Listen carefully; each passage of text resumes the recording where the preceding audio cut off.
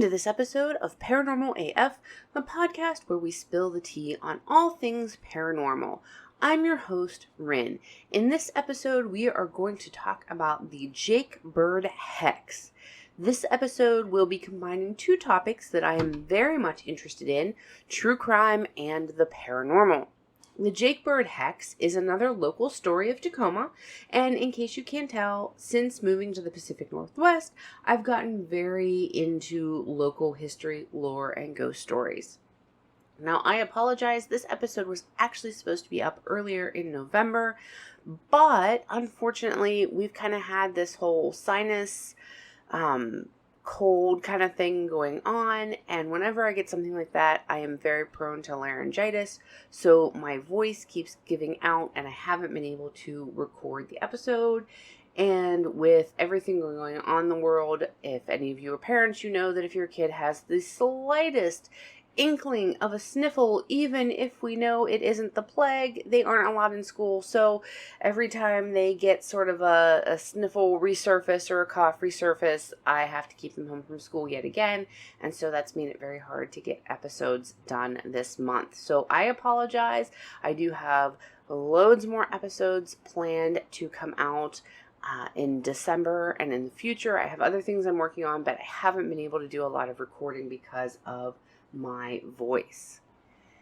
If any of you also happen to be true crime fans, then you may have heard of convicted serial killer Jake Bird, who was caught here in Tacoma, Washington.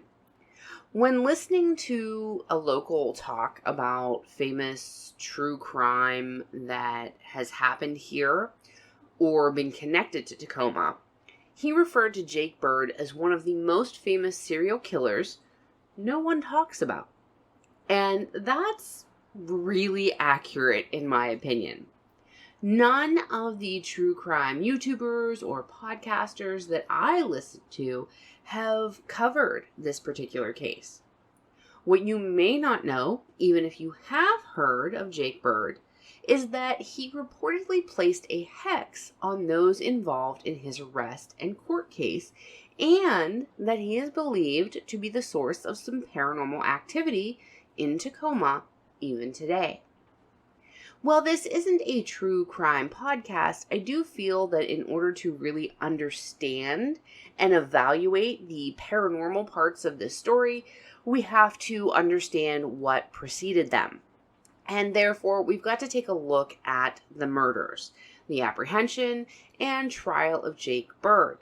I'm not going to go overly in-depth into the true crime part of this story, but I will be giving you the highlights and what we need to understand in order to put the paranormal aspects of this story into perspective.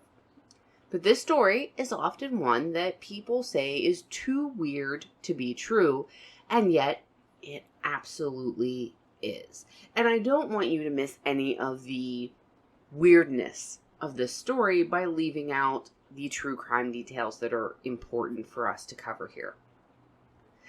Jake Bird himself was not a Tacoma native. He was born in Louisiana on December 14, 1901, we think.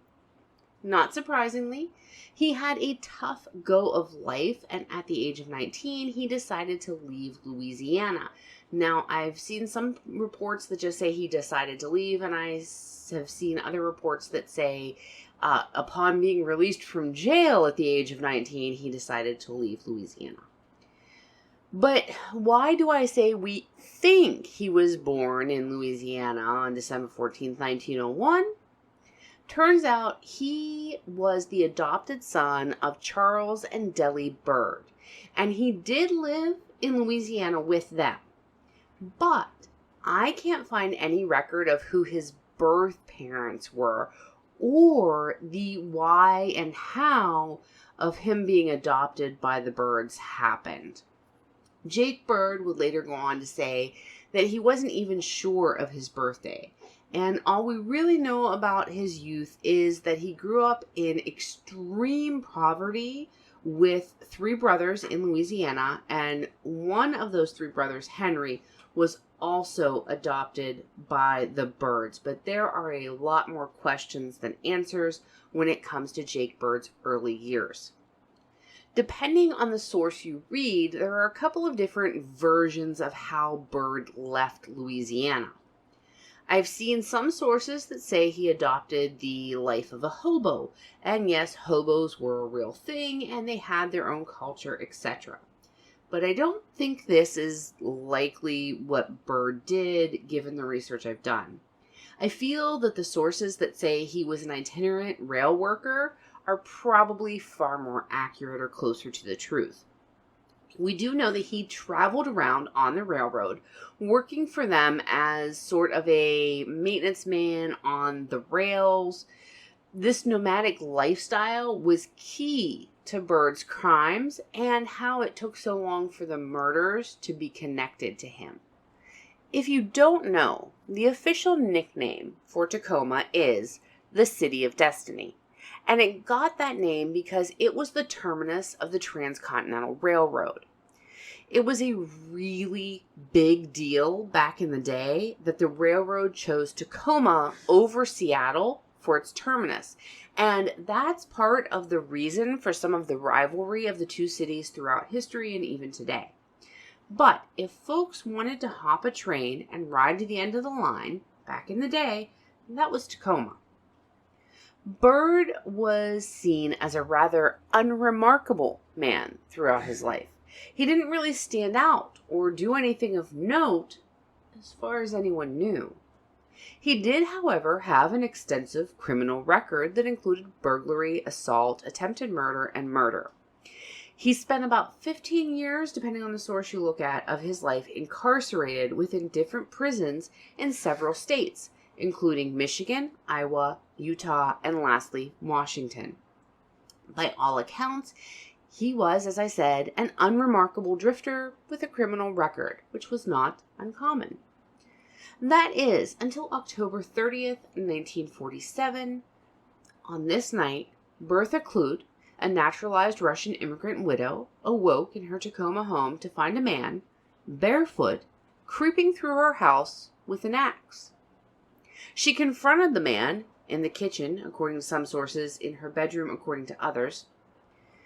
According to Bird's confession, he told her during that confrontation that he just wanted the $1.50 he'd stolen from her purse, as well as his shoes, and then he'd be on his way. The axe he had with him, he'd grabbed from a nearby shed on the way to commit the burglary, and he hadn't intended to use it, according to him. He just had it on him to bluff anyone who might try to stop him. According to Bird, he turned away from her, and then she attacked him from behind, and the two fought. Bird repeatedly beat her in the head with the axe until she was essentially decapitated. The struggle woke her 17-year-old daughter, Beverly, who was then also brutally killed by Bird. The women's screams and the struggles were heard by the neighbors, who phoned the police, and there happened to be a car of 2 officers within 1 block of the Clute home. When the police arrived, the back door to the house was open, and they saw someone fleeing the home. 2 officers pursued the man, who they said was jumping over fences like they were nothing. Picturing neighborhoods here can be a little hard for those not from this area. I'm from Western Pennsylvania originally, and while some people back east have fences around their property, not everyone does.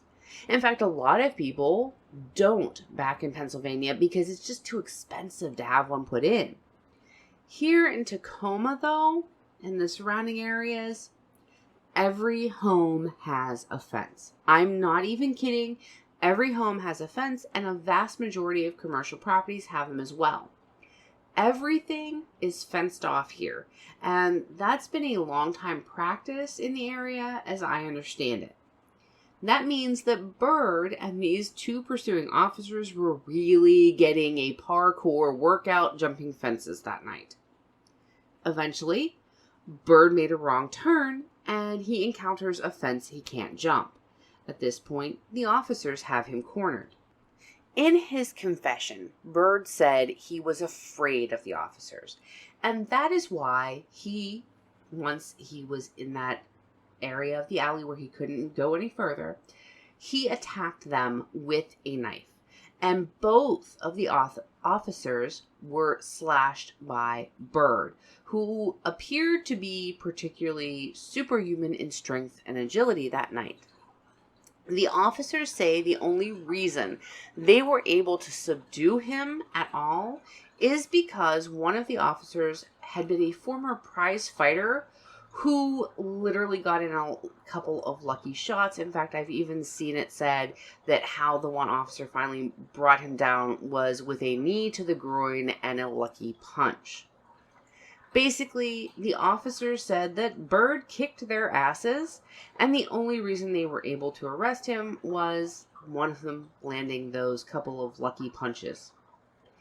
The officers then go in and survey the crime scene, which is absolutely brutal and horrific, and I'm not going to describe it any further than that here.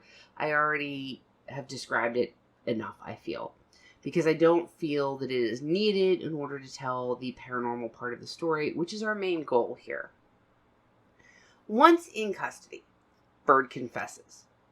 He's then put on trial and found guilty and sentenced to death by hanging.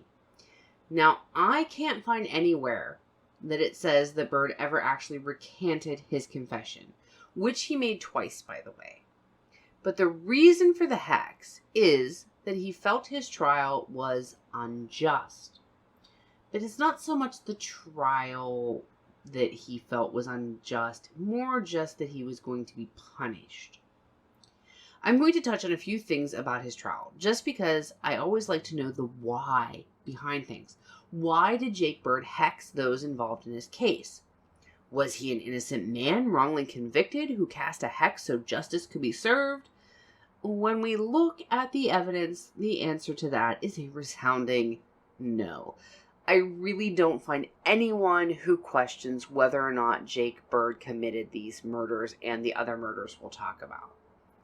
Jake Bird was appointed an attorney by the courts, and we all know how sometimes you get really crappy attorneys like that. But Bird actually seems to have gotten an attorney who wasn't bad. He was a former prosecutor of the state, and he knew his butt from a hole in the ground from everything I've been able to read. Again, I can't find anywhere that says Bird ever recanted his confessions, really. I did find one place that said he did, but I don't know that that's actually true, but we'll get into that. His attorney, though, did petition the court to have the confessions thrown out, as any good attorney would.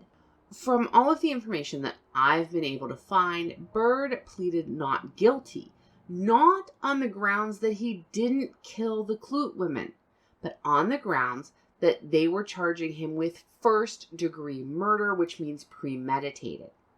He argued that the crime wasn't premeditated, but a burglary gone wrong. So he didn't say he didn't do it, he just said he didn't intend to do it, and so his argument was that he should have got a lesser charge. He wasn't arguing that he didn't do it, we need to emphasize that, but that he should be charged with a lesser crime, which would carry a lesser sentence. That was his argument.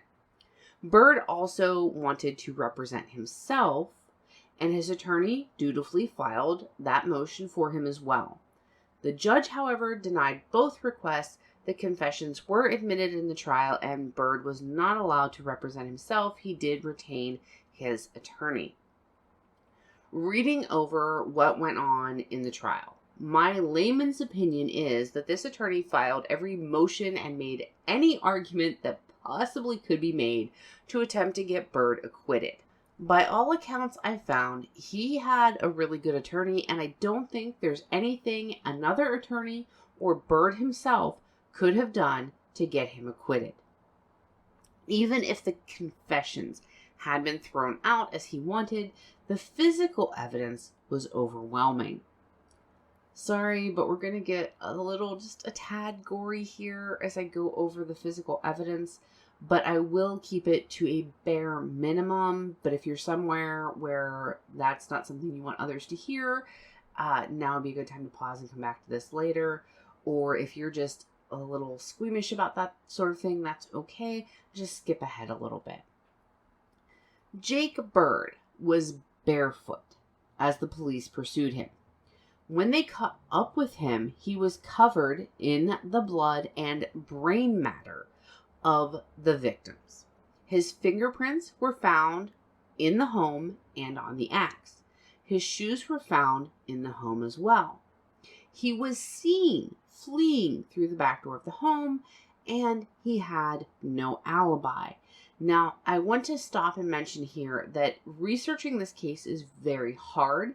There are a lot of sources out there that give widely varying versions of the case and the story. I tried to stick to newspaper articles, court records, things like that, and not go by he said, she said kind of things, or sources that didn't cite their source of where they got details. Because you will find some pieces of this case where people give widely varying accounts.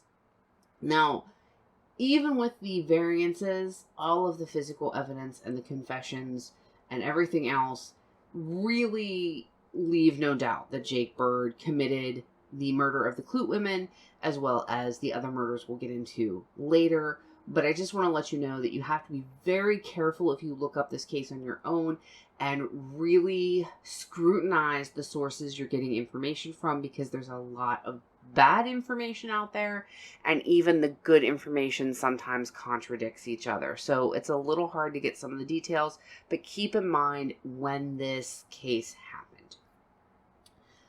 Once sentenced, Bird was allowed to speak, and he did for about 20 minutes, during which time he laid down his hex.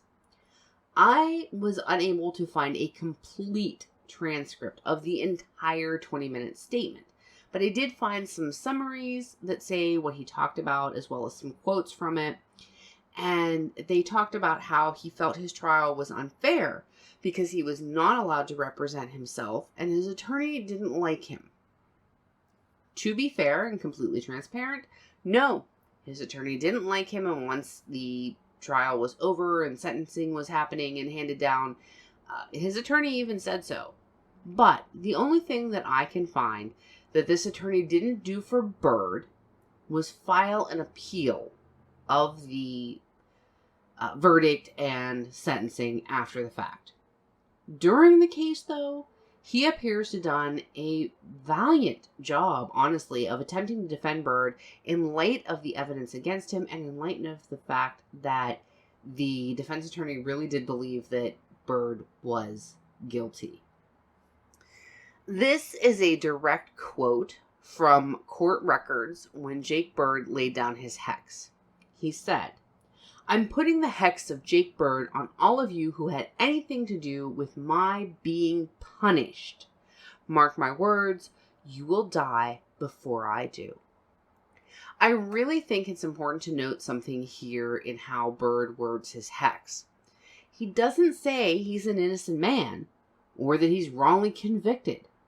No, he's upset that he's being punished, which is in line with his arguments during the trial. He doesn't proclaim his innocence, but rather tries to argue intention. Now, from a forensic psychology perspective, there's a few things about Bird that fascinate me. And a forensic psychologist from today interviewing him would have been so very interesting. It's really hard for me not to go into these things here because they're not really relevant to the paranormal aspect of this. But I'm going to rein myself in, as hard as it is, and just say that quotes from him definitely have narcissistic tones and possibly some sociopathic ones as well. He'd try to play a simpleton at times during the trial or when interacting with authorities, but then at other times It was clear that he was quite intelligent, like when he would make the legal distinction in his arguments that it wasn't that he didn't do it, it was that they were charging him with the wrong crime. Those are just my observances from the direct quotes that I have read from Bird, so don't come for me. His victimology is also atypical, which is, again, something of note about Bird and why I'd really love to know more about his early years. It drives me up the wall that we don't know more about his early years, because I think that would shed a lot of light on why he did what he did and why he chose the victims he chose. Okay, I'm starting to go down the rabbit hole. Let's pull it in. Let me get back on track.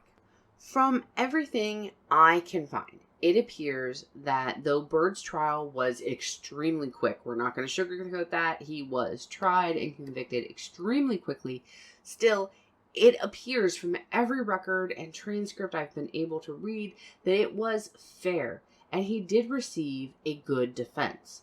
And as I pointed out, in his hex even, he doesn't proclaim a wrongful conviction. He's just pissed that he's being held accountable. He's not sorry he did it, he's just sorry he got caught. Bird was housed in the old City Hall jail cells here in Tacoma. And I will tell you, I have seen photos and videos of these cells, and inhumane doesn't begin to cover it.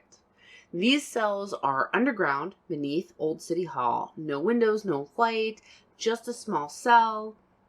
Not that any of us want to be locked up anywhere at any point in time, but these cells were particularly inhumane, and no, they are no longer used today. Bird was securely in the Old City Hall jail, and life went on after his conviction and sentencing. No one gave any thought or credence to the Jake Bird Hex. That is, until people started dropping dead. There are 5 to 7 deaths attributed to the Hex, depending on the source you read.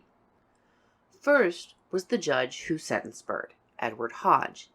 He died of a heart attack shortly after the conviction, but he was 69 years of age, and it was the 40s, so the survival rates of a heart attack for those in their 60s wasn't, bangarang back then. The officer who took one of Bird's confessions, Joseph Karpak, age 46, also died of a heart attack. Then an officer who had written up an official report on Bird's case, Sherman Lyons, age 46, also died of a heart attack. Next would be one of Bird's prison guards, another heart attack. The court reporter for Bird's hearing, George Harrigan, age 69, died of pneumonia or an aneurysm, depending on the source. Lastly, of the ones we'll cover, was Bird's defense attorney, James Selden, age 76, who died of a heart attack exactly 1 year to the day of Bird's sentencing. What kind of time frame are we talking here? Bird was convicted and sentenced at the very end of 1947, and his execution was carried out mid-1949, which means that these deaths all happened over about a year to a year and a half. But we don't have the full picture of who Bird was just yet. Let's back up a bit to a little before his execution, when he was finally transferred from the Old City Hall jail to the Walla Walla Correctional Center, where he'd spend the remaining time he had on death row. Once he got to Walla Walla, Bird started confessing to other murders. Why, you might ask? Well, this isn't unheard of. Some serial killers will do this as a stall tactic because by their confessing to other crimes, they delay their date of execution. Some killers will even confess to murders they didn't commit just to tie up the system and delay things further. But that does not appear to be the case at all with Jake Bird. He confessed to 44 murders of women in addition to the Klutz, and his murders spanned several states. A detail that many sources overlook is that while women were his primary victims, and they are the 44 that you will see cited, he also claims to have killed some men to get them out of the way so that he could kill his female victims, and he stated that he did not bother to keep track of the number of men that he had killed. Law enforcement from those other states would then come to Walla Walla to interview Bird. Of those cases, 11 were officially closed as Bird being the murderer. 33 of them he was found to be the prime suspect, but there wasn't enough evidence beyond Bird's confessions to have been confident that he'd have been convicted in a court of law of those, but he definitely was the prime suspect. He definitely knew enough information about these cases that those 33 murders, in addition to the other 11, are attributed to him. The murders he confessed to all took place when Bird had been in town working for the railroad, just before he was scheduled to move on to the next town. He was confirmed to have had victims in Kentucky, Nebraska, Kansas, South Dakota, Ohio, Florida, and Wisconsin. And they suspect he had at least one victim in Texas as well. He was only ever convicted of the murder of Bertha Clute. Since he was sentenced to death by hanging for her murder, no other murder charges were actually brought against him, and he was not actually tried for any of the other murders. His hanging was carried out at the Walla Walla Correctional Center on July 15, 1949, and he is buried in the prison cemetery. Some sources say his grave is unmarked, others say that it is marked with his prison number, which was 21520. Was the hex real? Did it work? I'm not comfortable saying that it was real, but I definitely think the circumstances are creepy AF. Bird did say that people involved in his case would die before him, and several definitely did. And the fact that several of them died of heart attacks definitely adds to the creepy factor here. What do you think? Was it a legitimate hex? Did it work? Or was it just a bad year and a half for anyone involved in Tacoma's legal system? The Census Bureau reports that the average life expectancy of males in 1949, the year that Jake Bird was executed, was 64.4 years old. If you take an average of the ages of the men whose deaths are attributed to the Jake Bird Hex, you get an average age of 61.2, which is only just a hair under the average age of death for that time. There were a lot of other people involved in his arrest and trial. If the hex was real, why didn't it get both arresting officers? Why didn't it get the prosecuting attorney?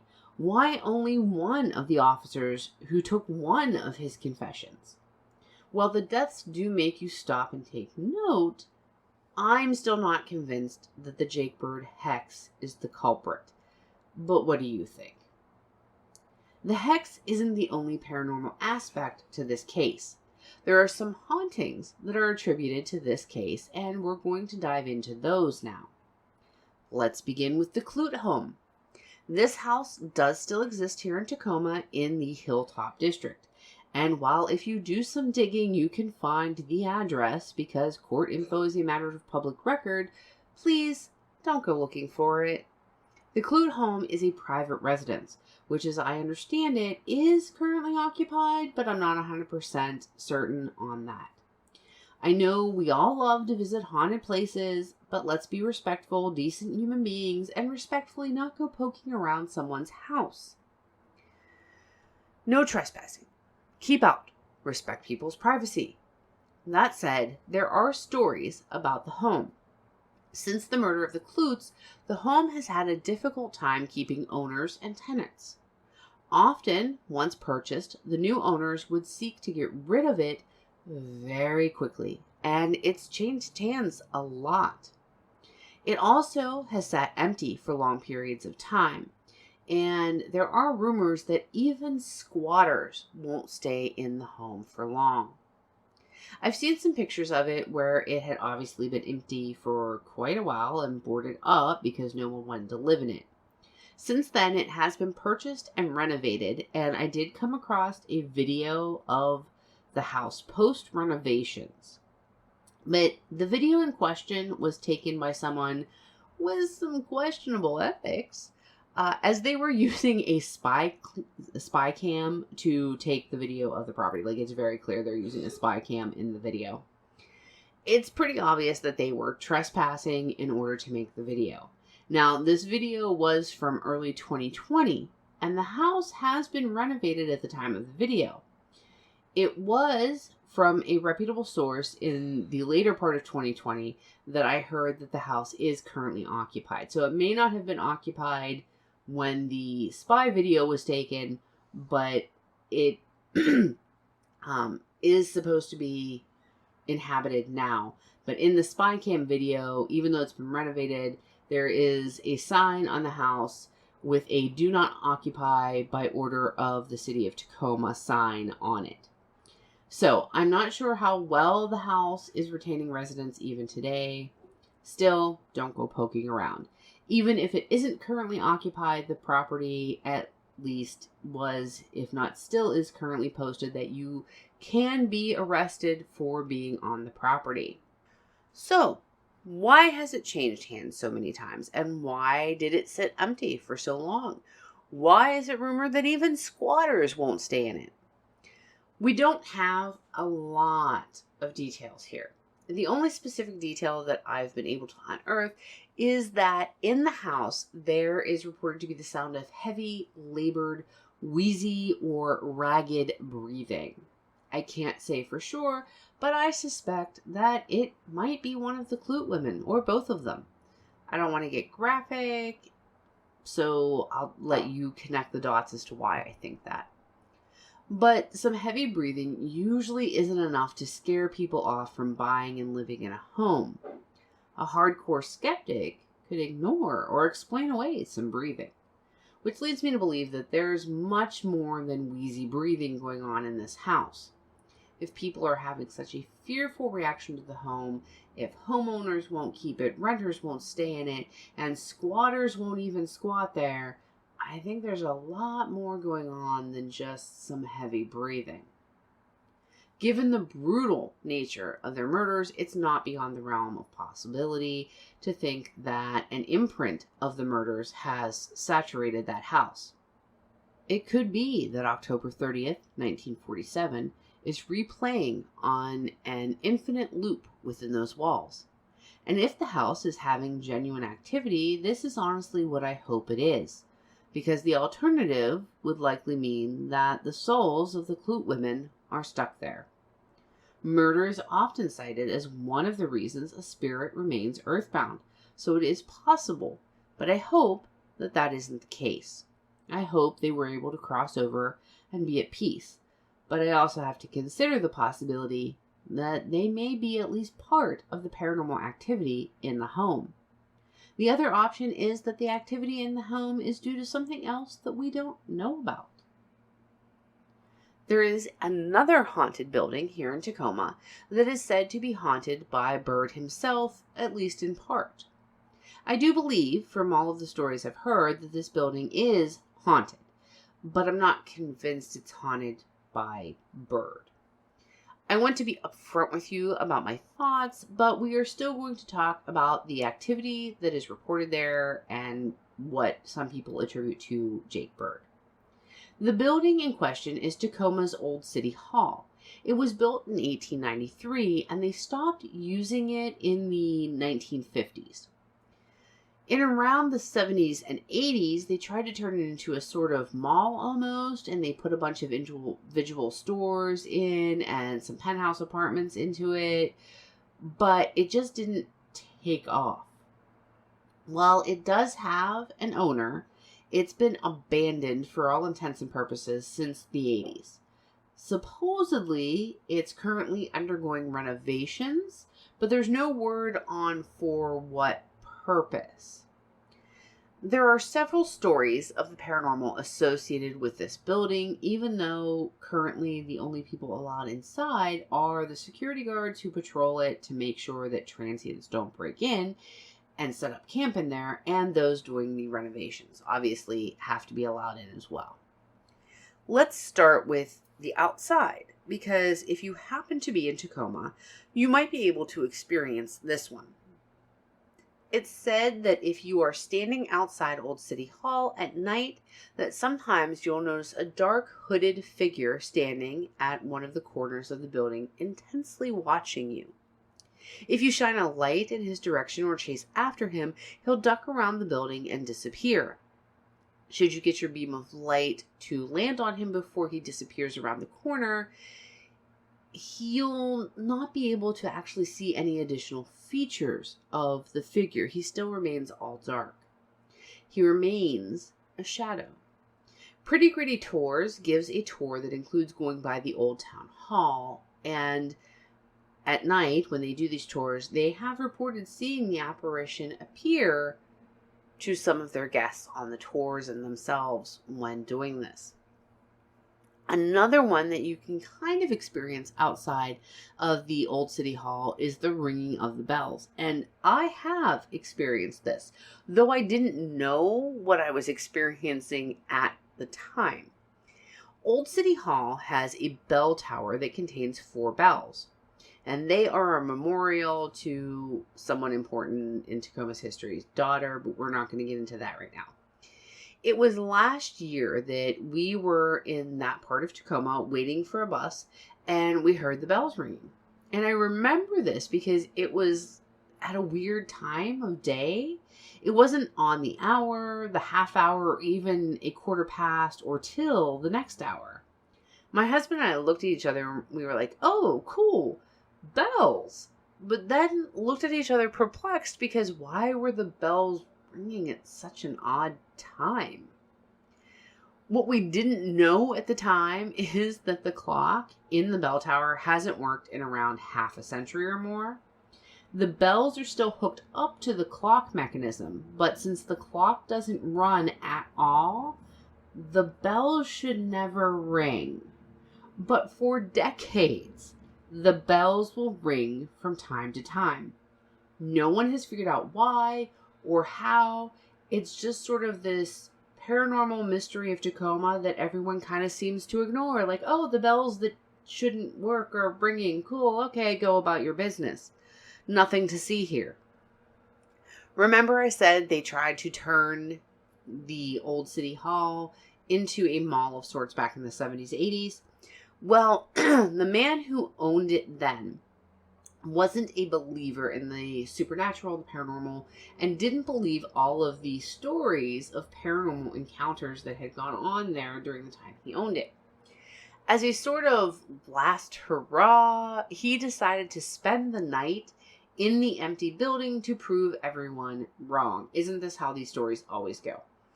At some point during the night, the bells started to ring, and they kept ringing. He figured that it was just friends of his that had somehow snuck in and had figured out a way up in the bell tower to make the bells ring, and they were messing with him. He goes all the way up to the top of the building where the bells are, and there is no person there. He sees a shadow figure hanging from a rope, and then 2 other shadow figures start crawling towards him. Now, the shadow figures reported in the Old City Hall aren't your average shadow figures. They are often reported as slender and lanky and tall humanoid shapes, but they are very often seen crawling for at least a portion of, if not the whole encounter. In this particular case, they started crawling toward him, and then as he turned and began to flee down the stairs, they stood to a towering height to pursue him down the stairs. Many security guards have and still do report seeing these shadow figures on the stairs or in the hallways, moving about, sometimes scurrying away when the guards come across them, and other times chasing those who come upon them. There's also been reports of a knocking sound coming from the walls that will follow you around as you move through the building. People have been in there alone for official reasons, and they claim that as they went about the building doing what they were there hired to do, that they would hear this knocking sound following them throughout the entire building. I really don't think we can attribute any of those encounters to the spirit of Jake Bird, but the old cells are still below Old City Hall, and activity is reported in that area as well. Shadows, not the same as the Slender Man-esque shadow people we've already discussed, and sometimes voices are heard down in the area of the cells. Does Jake Bird haunt the old cells? Bird didn't die at Old City Hall. His execution was in Walla Walla. Generally, earthbound spirits haunt the place of their death or a place that they were extremely attached to in life. In the grand scheme of things, he wasn't housed in Old City Hall that awfully long. But we've already covered how inhumane these cells were. Is it possible that being locked in one of these cells had such a traumatic impact on Bird that his spirit lingers there? I'd have to say it's possible, but I personally want some evidence collected at Old City Hall before I'm inclined to think that it's likely that he haunts there. But if his spirit does wander at Old City Hall, the most likely place to encounter it would most likely be down in the old jail cells. I have to tell you that I really want to investigate Old City Hall as a whole, not just for Jake Bird, but for all of the activity that's reported in and around it. I'm hoping that whatever they are renovating it into is something that will be public access, and that sometime in the hopefully near future, it will be open to the public, or that it gets added to some of the tours that they have here in Tacoma. I cannot tell you just how badly, so badly, I want to get into that building, even just to be there. But if I could get in to investigate, that would just be, I have so many questions, and there's so many stories about that building that, Jake Bird or not, I really want to go experience and, if possible, investigate. While doing my research for this episode, I came across some claims that Bird is believed by some, and I don't think it's a whole lot of people, but believed by some to haunt the Squirrel Cage prison in Iowa. I didn't find any evidence to support these claims whatsoever. That prison is supposed to be haunted, but why somebody has associated Jake Bird with it, I don't know. He did serve some time in that prison during his lifetime. He didn't die there, and nothing of significance happened to him there that would make us think that there would be a reason for his spirit to linger at that particular location. I'm not sure how this rumor got started, but from everything that I have looked at and just knowing what I know about spirits and why they sometimes visit or attach to places or haunt places or linger at places, it seems to me to be just that, a rumor. What do you guys think, though? Do you think that any of this is attributed to Jake Bird? I mean, that's the story of the Jake Bird Hex and the possible hauntings attributed to him and perhaps some of his victims. So what do you think? Was there any validity to the Hex, or do you think it was just coincidence? Do you think it's possible that Bird Spirit haunts Tacoma's Old Town Hall? What do you think the deal is with the Clute residents? What are your thoughts on it? After hearing all the evidence, do you think that it's just a spicy true crime story? Or do you think that maybe there's some validity to the paranormal aspects of this case? I hope that you've enjoyed today's episode of Paranormal AF. Thank you for listening. Please share the podcast with your friends. And as always, I'll see you Paranormal AF spooky mother lovers in the next episode.